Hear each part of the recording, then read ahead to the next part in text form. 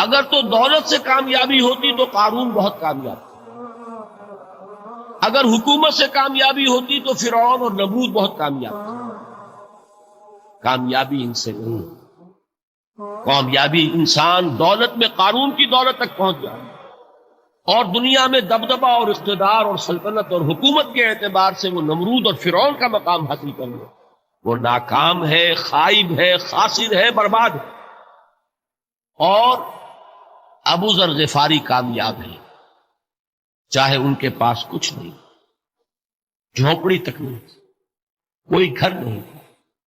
حضور نے فرمایا ہے اللہ کے کچھ بندے ایسے ہوتے ہیں جو کسی محفل میں جانا چاہیں تو انہیں اجازت نہ ملے، جو کہیں اگر رشتہ کرنا چاہیں کوئی ان سے رشتہ کرنے کو تیار، کہیں کوئی سفارش کرنا چاہے تو ان کی کوئی بات ہی نہ سنے۔